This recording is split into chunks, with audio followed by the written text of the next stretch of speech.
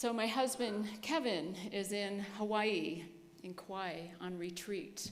And the first day started on Friday. It's an 8-day spiritual sacred journey. And on the first night, they had a ceremony, and they each got a necklace. And he was FaceTiming me yesterday morning, and it's a third eye, which was really interesting. I mean, usually they're up here, right? Not down here. But the third eye in Buddhism, in Hinduism, is getting to that other realm, being able to see beyond what the physical eye sees, in Taoism as well, seeing, using that, opening that sixth chakra and really seeing things. Richard Rohr even says it's about getting beyond dualistic thinking, getting to the Christ way of seeing things. And I just love that he got this third eye, and it's about seeing, about vision, because today we're introducing our theme for 2020. And what do you think of for 2020 is perfect vision. Perfect vision, seeing through a spiritual lens. There's a screen there you go. So this is our vision, this is our theme for 2020 for us here at Columbine, which is so fun to get into. This comes from Unity World Headquarters. We haven't used one of their themes before, but this just seemed to resonate with all of us on staff. And they have a sub-theme each month, so we'll be bringing those in too. But seeing with perfect vision. Perfect vision. So what is perfect vision? And when I think of vision, the word vision, I always go to Scripture. Does anybody else do that? You go to Scripture when you hear a word? Oh, yeah. Scott, no. So from Proverbs, it says, what does Proverbs say? Where there is no vision, the people perish. Where there's no vision, the people perish. And so we could look at that or take that literally and think, when there's no vision, when there's nothing that we're reaching for, working towards vision, seeing, the people perish. We live a smaller life. We kind of die inside. We perish. I like the newer version of that. It says the people cast off restraint. That's the parish one is the King James Version. But cast off restraint. So we could look at that metaphysically. When people cast off restraint, people metaphysically mean our thoughts. So without vision, without something to reach for, our thoughts are all over the place. Our thoughts are chaotic. One of Unity's metaphysical dictionaries is called Revealing Word, and it says this about vision, metaphysical meaning of vision: seeing God as the foundation of all, the sources of all, and the substance of all. Seeing the good, the true, and the beautiful everywhere. In this manner is the eye single and vision perfected. And then Revealing Word goes on to talk about perfection as this: a state of consciousness completely free from any shadow of negation. So having perfect vision, 2020 vision. We're seeing the beautiful. We're looking for the good. It's an extension of the fall program group that we did this past fall, blessing everyone, looking for the good. How are we seeing? What are we seeing? Such a great theme for us for this year, but it's not always easy to do. We get so focused on our own stuff. It's such a narrow focus often. Kevin and I last month when we were in Kauai and did that muddy hike through all the muck, we ended at the waterfall, and there was a woman taking a picture of her family, and they were sitting on a tree limb right by the waterfall, and I was standing right behind them, and she was taking pictures, and then I noticed what was going on. I said, wait a minute, let me get out of the way. And she looked at her camera, and she goes, oh yeah, thanks for photobombing. She didn't even see me in that picture. She was so focused on her family, she didn't see that I was standing there until I said something. We can get so focused on just our own stuff. So with 2020 vision, seeing through a spiritual lens, we're invited to expand what we see. Look for the good, look for the true, look for the beautiful in life, because it's all there, it's all around us. We don't often see it. We get stuck in the muck. So in order to grow, we have to look at what are we seeing? Where are we looking? There's hindsight. They say hindsight is 20/20 vision. And it can be if we learn from it. We could look back all we want, but if we're not learning from it, how is that perfect vision? So we need hindsight. We need insight. We need to look within and discern what is ours to do, what is calling to us. We did that last week with our white stone ceremony. What name is coming to us? What do we want to embody? Who do we want to be in 2020? And as Duncan said, think big, dream big, beyond what we know we can do, beyond what we know how to do. And that's where foresight comes in. We don't need the whole plan. In foresight, just a couple steps, or maybe one step. What is one thing we can do to embody that? What is one thing we can do to see through a spiritual lens? And then oversight. And I don't mean oversight that we intentionally failed at something. I mean oversight as an overview, oversee. See the big picture. See what's all going on and how everything works together. There were 3 men laying bricks, and a guy was walking by them, and he asked the first guy, "What are you doing?" And the guy said, "I'm laying bricks." And then so he went to the next guy a little ways down and said, "What are you doing?" And he said, "I'm building a wall." And then he went to the third guy and said, "What are you doing?" And he said, "I'm building a cathedral." That guy saw the big picture. It wasn't just about laying bricks. It was building a cathedral. And so we're invited into seeing the big picture, seeing all we can see, seeing the possibilities. This week, there's been so much going on in our world, and I got an email from James Twyman. Probably many of you know who he is. He called himself the Peace Troubadour. And this week, he's going to Iran, to a small island off the coast. It's in Iran, and he's going to have a peace meditation on Wednesday at 10 o'clock. So we're all invited in, and I'm inviting you, and we're going to, as a staff, and staff doesn't know this yet, but we're going to, as a staff, take a moment and join our presence with that possibility, the possibility of peace, possibility of end to some of this. What can we do? We can do that. We can use our oversight, see the big picture, and see the possibilities. What vantage point are you seeing all these things that are going on in the world and in your life? Are we seeing it through a spiritual lens? Are we seeing it through rose-colored glasses? Are we seeing it through distortion? Through what lens are we looking at the world and looking at others? Are we seeing the beloved? Always invited in to see that, see the beloved. There's another scripture from the first book of Samuel, which I just love. It says, "The Lord does not see as mortals see. They look on the outward appearance, but the Lord looks on the heart." So we're invited to look on the heart. Look at everyone from the heart. When we do that, we're putting on a spiritual lens. We're seeing what's needed. We're seeing where we're called, what we can do, what difference can we make. I read an article this morning about inward versus outward consciousness.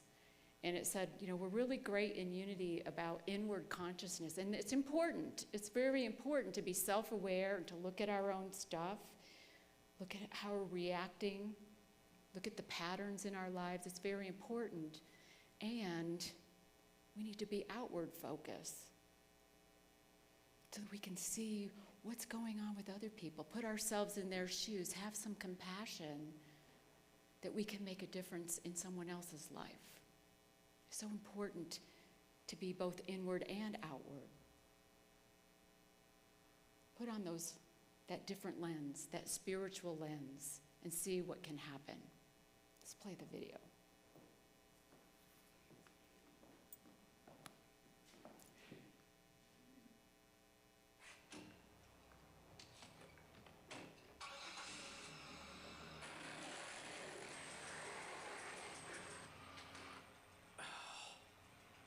Every time I'm pulling out, he's right there. Man, someone needs to talk to his parents if they're ever home. What is up with the traffic today? It's always, every day, this intersection's always crowded. I hate pulling out of here. Maybe some of these dumb roads. Oh, there's... Okay, so I'm not even here. Right. Great, lady. The princess of parking. Oh, sure. Take the spot. Way to be considerate. Oh, you kidding me? Unbelievable. Oh. Thank you, ma'am. Have a great day. It's about time. Let's see, what do I want? Yeah, could I add a cookie to that order? Yeah, no problem. Yeah, no problem, only guy in the world. I'm sure you need your cookies. The world, your oyster, and he's serving your cookies. Thanks, sir. Thank you so much. What can I get for you? Yeah, I'll tall decaf macchiato. Yeah, sure, no problem. For $3.85. And it might take a few minutes here. We've got quite a line, obviously, and thanks for your patience. Great. Yeah, great. Great for me. Win it again. Unbelievable.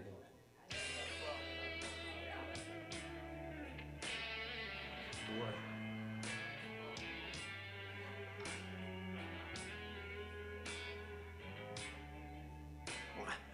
What?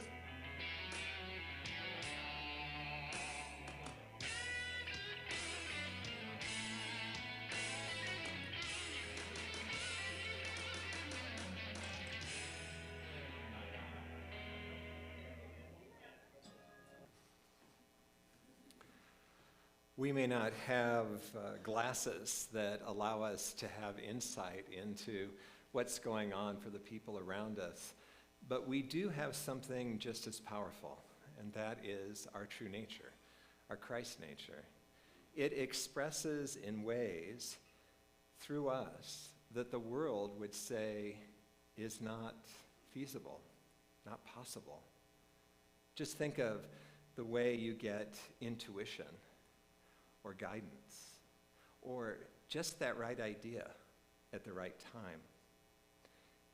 And I want you to reflect for a moment on clarity.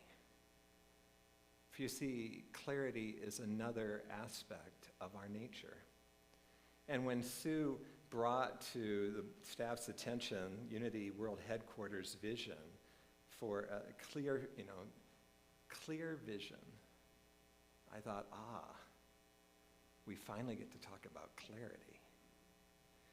And if you reflect on experiences where you've had clarity in your life, clarity always brings some type of knowing. Knowing about what it is that is yours to do, or who you are in the moment, or who someone else is. Clarity becomes a terrific support to us on the path, a definite support. My experience with our true nature is, unfortunately, we don't get to just call it into action. We need to make space for it, because our nature rises in the moment as needed. And so our role becomes making space. And boy, are we good at filling our consciousness with stuff and edging God out, as the acronym goes. A friend of mine owns a lawn care service, and as many lawn care professionals do, he augments his income in the winter by doing snow removal. A woman contacted him late in the fall and hired him to do her snow removal. And so on the first snow, he sort of lays out his route, and he had never been to her house before, so he put her address in the GPS. And you know how GPS is. You've arrived at your location. So he jumped out, he surveyed the property, went up to the door, he talked to the woman and said, this is what I see needs to be done. Do you agree? Yes, she agreed. He cleared the snow and cleared the snow for the next 2 snowstorms, sent her a bill, got paid for the bill. On the 4th snowstorm, about mid-morning, she texts him and says, are you going to be able to get to my property today? He says, I've been to your property. I got to it this morning. She goes, oh, I must have been a timing thing. I'm at work now, thank you. Got home that night, gets a little snarkier of an email from her. No, you haven't done my property. It's kind of late at night, so he said, I'll be there first thing in the morning. As he pulls up, turns out this woman is a very successful realtor in his town, so her picture is all over the place. And he recognizes her. Just one problem. She's getting the mail out of the house next door to the house that he's been doing. And he says to her, oh, I'm so sorry, but why didn't you complain earlier? And she goes, well, you did my house the first 3 snowstorms. He goes, no, I've always done this house. Turns out, her neighbor, to be nice to her, to be of service, right, had come over with his snowblower for the first 3 snowstorms and had done her driveway and her sidewalks. So I said to my friend, this is such a perfect example of what can happen to us. I said, how is it that you didn't check the address when you got out of the car? How is it when he said to me, in retrospect, she didn't look a thing like her picture when I went to the door. I said, why didn't you ask her her name? He said, I was just so preoccupied. And I have compassion for him. The nature of the snow removal business, unlike his yard care business where it's all scheduled out, you have certain yards, it all has to be done the same day. And what? Everybody wants theirs done first, right? That would be their preference. So he's under a lot of pressure that day. And when the ego is under pressure, if we haven't worked with the ego, it tends to take up all the space in our consciousness, considering what needs to be done next. Have we done it good enough? Can we move on? Are we going to get everything done? You with me? Kind of got the sense of it? Yeah. In this very video, another thing that we can see that happens when an ego is unexamined. Ego is, by its nature, very self-centered, or as we say, narcissistic. It can talk a good role, talk about being magnanimous and being about others. But when it comes down to it, it's exactly what this guy showed us. It's about us, and the world should be conforming to us. The world should be conforming to our vision, to our ideas. It can be angry about it. It can be short. It can be very contradictory to what we talk a lot about spiritually, which is peace and bringing peace to our lives and to the world. What we see is that there was very little room for spirit. Everything that man encountered was evidence that the world was against him, victimized. It all feeds into it until we're willing to somehow take it on, right? And isn't it interesting that the actual glass case gave him that space that he needed? He's frustrated with the glasses, and then he sees inside that there's a message for him, something like, got it or get it, right? And he's able to pause just for that moment, just to get some space. And in that space, our nature can become active.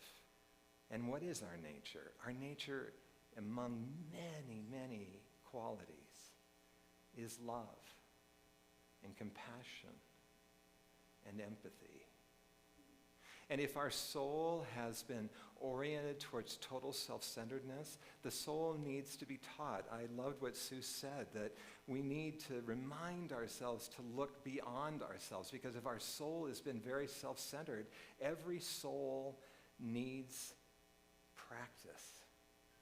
Spirit knows a lot, but the soul needs to learn, and to learn through us.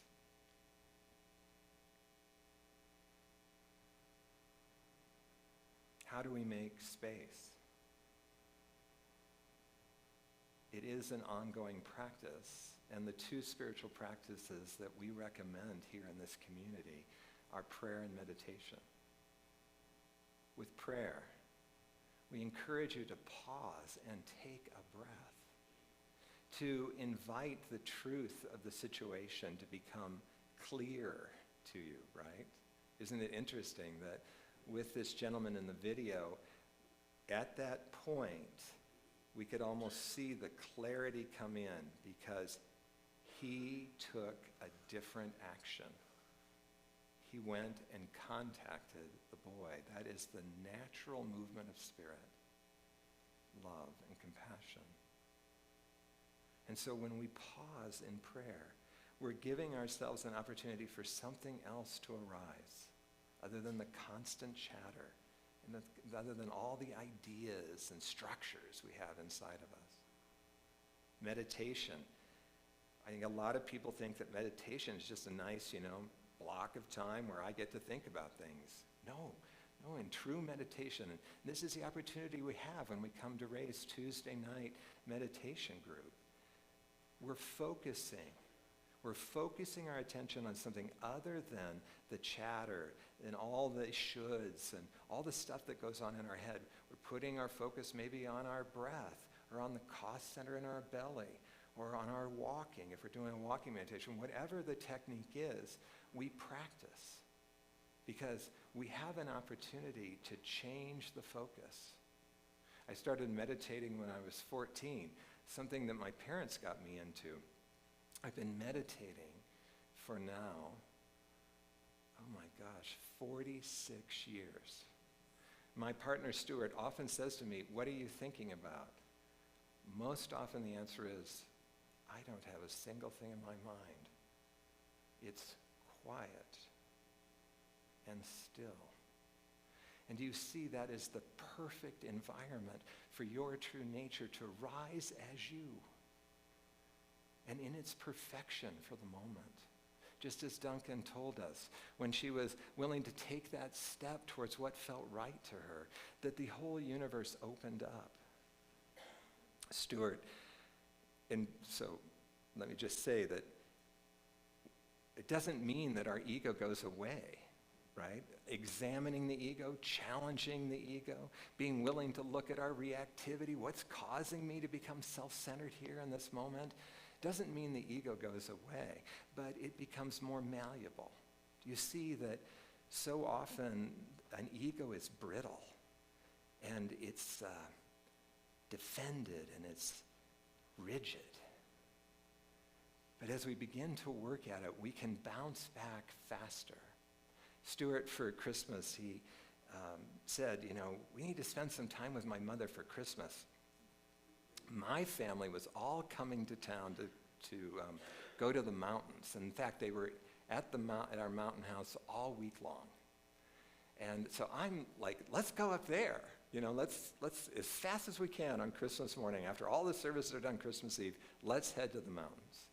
He goes, no, we need to be with my mother. And I'm in that sort of, what about me? That's how the ego is, right? No, I want my way. But then he said something that brought the clarity for me. He said, we have each other, we have your family, which is a lot of fun, but my mother only has us. And celebrating Christmas on Christmas Day is really important to her. And I got it. It just melted away. I came back to who I am as a spiritual being, and I said, oh, of course. And then here's the amazing thing. So we spent the day with her. We had breakfast with her. We got invited to friends' houses for Christmas Day dinner. We still got out of town at 4 o'clock, and were in Vail, where my family was, by 6, and had dinner with them and got to spend the next day. There is some divine order always when we are willing to get out of the way, when we can just rely on the clarity, clear vision. You have an amazing support within you. It is the quality of clarity. And this year, as we're working through this vision, we're